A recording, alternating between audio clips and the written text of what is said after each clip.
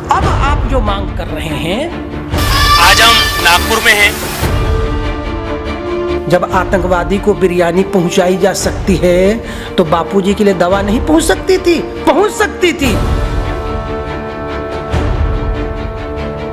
तो 7 करोड़ उनके अनुयायी में से अगर 5 करोड़ भी रोड पर उतर गए होते तो राजनीतिक लोगों की चूल्हे हिल गई होती।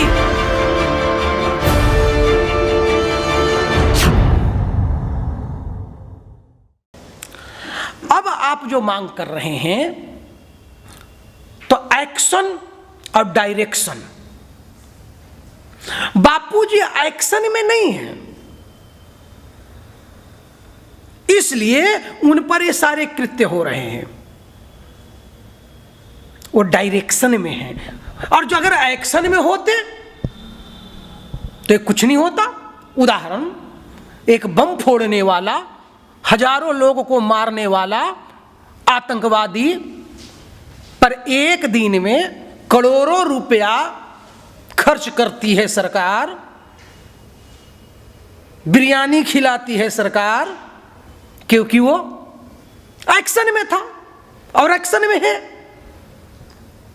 लेकिन सनातन वैदिक धर्म का संत कभी एक्शन में नहीं आता, वो डायरेक्शन में रहता है, इसलिए उनके साथ यह सब हो रहा है।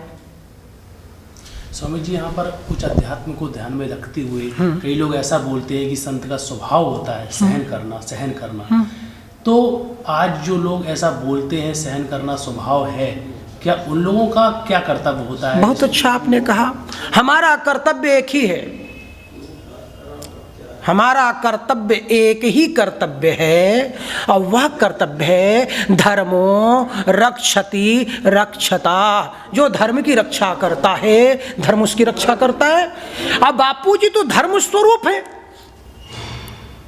वो धर्म स्वरूप हैं, इसलिए वो अभी तक अपने से कोई भी ऐसा कार्य नहीं किए, कर रहे हैं या करेंगे जिससे कि धर्म पर उंगली उठे। वरना जब आतंकवादी को बिरयानी पहुंचाई जा सकती है तो बापूजी के लिए दवा नहीं पहुंच सकती थी? पहुंच सकती थी, लेकिन वो धर्म नहीं छोड़ेंगे, वो मांगेंगे नहीं, क्योंकि देने वाला कभी मांगता नहीं है। यहाँ तो देखो सीधा गणित है स्वामी जी, कि एक नेता होता है, नेता को आप 2 घंटे के लिए जेल में रख दीजिए, उसको समर्थन करने वाले अगर 2 लाख लोग होंगे तो वो रोड पर ऐसे उतरेंगे जैसे कि सिर पर पूरा भार उनके माथे पे आ गया है। संत आसाराम जी बापू जब जेल के अंदर जा रहे थे तो करोड़ों शिष्य, लाखों शिष्य रोड पर आ गए थे, तब भी वो यही बोल रहे थे कि धैर्य बनाए रखो, सत्य की जीत होगी। कभी बापूजी ने आंदोलन करने के लिए कहा, अपने साधकों को कहा? अब अगर कहा होता तो 7 करोड़ उनके अनुयायी में से अगर 5 करोड़ भी रोड पर उतर गए होते तो राजनीतिक लोगों की चूल्हे हिल गई होती। एक नेता जब रोड, सुनो, तुमको जवाब दे रहा हूं। इंदिरा गांधी के समय में जय गुरुदेव ने जो किया था, इंदिरा गांधी भी जानती थी, लेकिन वो संत है, वो एक्शन में नहीं है, डायरेक्शन में है, और डायरेक्शन भगवान का है। इसलिए अपने शिष्यों को एक्शन में आने नहीं देगा, डायरेक्शन में रखेगा। और डायरेक्शन किसका? माला का। लेकिन स्वामी जी, कई लोग ऐसा बोलते हैं कि आप संत आसाराम जी बापू के लिए आंदोलन करो, मांग करो, सरकार से मांग करो। 1000 शायद उससे भी ज़्यादा दिन हो गए हैं दिल्ली की जंतर मंतर में धरना प्रदर्शन चल रहा है। देश के 650 जिले में ऐसा कोई जिला बाकी नहीं होगा जहां पर संत आसाराम जी बापू के विषय को लेकर मांग ना की गई है। कलेक्टर को ज्ञापन दिए गए, लोग रैलियां निकालते हैं, और क्या करें समाज? एक बहुत अच्छी बात है, बहुत अच्छी आपने सवाल किया है। 1 मिनट, सबसे पहला आप ये सोचो कि सुना किसको रहे हो और किसको सुनाना चाहते हो। भारत माता को जैसे अंग्रेजों ने बेड़ी बनाकर बांध दिया था, उसी तरह यहां तो आवाज बंद है, यहां तो पैर बंद है, यहां तो हाथ बंद है, यहां तो मुंह बंद है, और वो भी संविधान के दायरे के अंतर्गत। लेकिन यही कानून लालू यादव पर लागू नहीं होता। यही कानून दिल्ली के जामा मस्जिद के शाही इमाम पर लागू नहीं होता। यही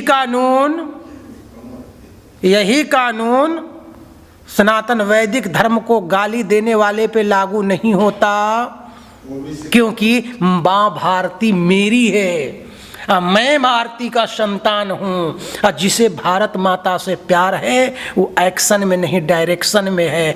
हाँ, जहाँ तक सुनने की बात है, पहले भी नहीं सुना गया था, अभी भी नहीं सुना जा रहा है, लेकिन जो सुनने वाला है वो सब सुन रहा है। स्वामी जी, बोला जाता है कि संत सहते हैं, लेकिन करोड़ों लोग देख रहे हैं कि 3 साल से आखिर कितना सहेंगे। अरे भैया, यहाँ तो संतों ने राष्ट्र के लिए अपनी हड्डी की अस्थि वज्र बनाकर देवताओं को दे दिया। ये तो सही रहे हैं। हमारी तो परंपरा है सहने की, हमारी तो परंपरा ही सहने की है और देने की है। बापू भी दे रहा है। लेकिन जो विरोधी ताकतें हैं उनको क्या इसके परिणाम का डर नहीं है? उनको काहे का डर? नंगा से खुदा डरता है, उनको काहे का डर? वो तो चाहते हैं। देखो, 2 तरह के लोग हैं, एक सुर एक असुर। सुर क्या चाहता है? जियो और जीने दो। असुर क्या चाहता है? मैं सुंदर हूं, मेरी पत्नी सुंदर है, बाकी दुनिया वाले बंदर हैं। तो असुरों को क्या खाक समझाओगे तुम? सुर को समझाया जा सकता है, असुरों को समझाया नहीं जा सकता। ये विदेशी कुछ कुकुरमुत्ते की तरह उगने वाले, संविधान के तीसरे स्तंभ कहे जाने वाले, माफ करना, आपके ही बिरादरी के लोग हैं। क्या आप उनको पवित्र मानते हो?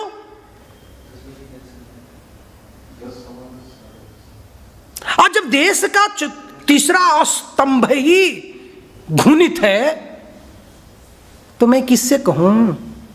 कौन सुनेगा? लेकिन सुनने वाला सुन रहा है। मेरे बापू का केस लड़ाया जा रहा है, लड़ा नहीं जा रहा है। और जहां तक बुद्धिजीवी लोगों की बात है, वहां तक ये संविधान का तीसरा स्तंभ जिसे हम कहते हैं, वो उसे सही रंग से प्रस्फुटित नहीं कर रहा है। उदाहरण, आज नागपुर में इतना बड़ा सम्मेलन हुआ, जरा मैं पूछना चाहता हूं कि कितने चैनलों ने इसको कवर किया? देश की बड़े बड़े न्यूज चैनल में कितनी बार उसके फुटेज आए? और लेकिन काश, मैं यही कहना चाहता हूं, लेकिन काश एक दुर्गंध फैलाना होता तो मीडिया दिन भर उसी पर मत्था पेची करती, कैसे कैसे कार्टूने बनाती। मैं जानता हूं, अब कुछ कुकुरमुत्ते की तरफ बैठे हुए, मैं नाम नहीं लूंगा, सबको जानता, वो भी इलाहाबाद हाई कोर्ट से उनकी जमानत खारिज हो चुकी है, उन पर भी वही कानून है जिस कानून में बापू गए हैं, उसी कानून में उन पे भी दफा है। लेकिन समर्थ के नहीं दोष गोसाई, वो डायरेक्शन में है बापू, इसलिए जेल में है, और वो एक्शन में है, इसलिए मुजलिम होकर भी घूम रहे हैं। आम समाज को क्या करना चाहिए? बस बापू ने जो संदेश दिया है, बापू के शिष्यों से मेरा एक ही प्रार्थना है कि बापू ने जो उनको संदेश दिया है उसका वो अमल करें। बापू के तुम हो तो गुलाब होकर महको, और गुलाब होकर महकने के लिए एक ही संदेश है, माला। लेकिन जो उनके हृदय में वेदना है अपने गुरु के प्रति, आखिर माला भी जब हाथ में पकड़ी जाती है तो गुरु का ही। बस एक मिनट, वह माला पर जब तुम्हारी आंसू कण के बूंदे गिरेंगी तो नारायण के चरणों में सरोवर रोप होकर भगवान के जब प्रचारण करेंगे तो नारायण को भी सोचने पर विवश होना पड़ेगा। जैसे गजेंद्र ने, बाराह ने जब उसे पैर को पकड़ा था तो गजेंद्र ने जब प्रार्थना की थी तो भगवान को भी आना पड़ा था। तो आज मैं बापू के अनुयायियों से एक ही चीज़ कहूँगा, कि अगर तुम बापू से प्रेम करते हो तो बापू की ही वाणी को अमल में रखो, माला मत छोड़ो। स्वामी जी, ये कलयुग है। कलयुग में कई लोग ऐसा सोचते हैं, कई सब्जेक्ट भी ऐसे सामने आ जाते हैं कि हमारे गुरुजी अंदर हैं और हम माला लेते हैं तो भी हमको बापूजी का उदाहरण दे रहा हूँ, बापूजी तुम्हारे लिए फाइट कैसे कैसे एक मिनट, जितना काम बापू प्रत्यक्ष रूप से नहीं कर सकते उससे ज्यादा काम अप्रत्यक्ष रूप से भी कर सकते हैं। एक होती है सूक्ष्म सत्ता, अब एक होती है पिंड सत्ता। पिंड सत्ता सूक्ष्म थोड़ी जगह पर कर सकती है, जैसे सुनील शास्त्री अगर एक जगह बैठा है तो नागपुर में ही कुछ कर सकता है, लेकिन सुनील शास्त्री की वाणी